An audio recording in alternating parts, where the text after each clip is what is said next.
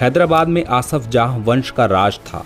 ये लोग पहले मुगलों की तरफ से इस रियासत के निजाम थे, लेकिन औरंगजेब के बाद यहाँ इनका राज हो गया था। जब भारत आज़ाद हुआ तब यहाँ पर निजाम उस्मान अली खान आसफ जाह शासन कर रहा था, लेकिन उसमें भी एक पेंच था। मुस्लिम निजाम जिस प्रजा पर राज कर रहा था उनमें ज्यादातर हिंदू थे। निजाम चाहता था कि उसका अपना एक अलग देश हो, और इस सपने को साकार करने के लिए उसने एक मुस्लिम सिपाहियों की एक अलग फौज बना रखी थी, जिन्हें रजाकार कहा जाता था।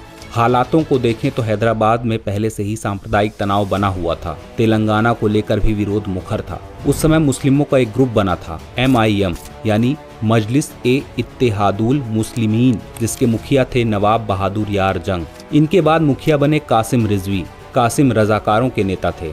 MIM के पास उस वक्त 20,000 रजाकार थे। यह हैदराबाद का विलय पाकिस्तान में करवाना चाहते थे या स्वतंत्र रहना चाहते थे।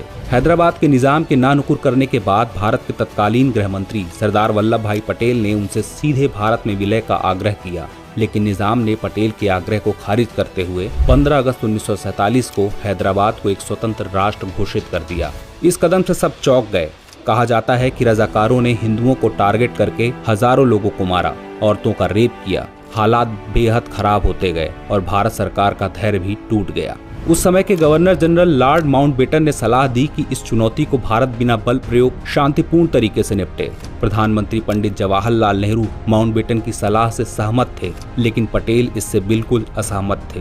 काफी कोशिशों के बाद जब कोई और रास्ता नहीं बचा तो हैदराबाद पर सैन्य कार्रवाई का फैसला किया गया। 13 सितंबर 1948 को भारतीय सेना ने हैदराबाद पर हमला कर दिया। भारतीय सेना की इस कार्रवाई को ऑपरेशन पोलो का नाम दिया गया, क्योंकि उस समय हैदराबाद में दुनिया में सबसे ज्यादा 17 पोलो के मैदान थे। इस ऑपरेशन में भारतीय सेना का नेतृत्व कर रहे थे मेजर जनरल JN चौधरी। इनके नेतृत्व में भारत के 36,000 सैनिकों ने हैदराबाद में डेरा डाला। 13 से लेकर 17 सितंबर तक भयानक कत्लेआम हुआ, और फिर 17 सितंबर की शाम को हार मानते हुए हैदराबाद की सेना ने हथियार डाल दिए।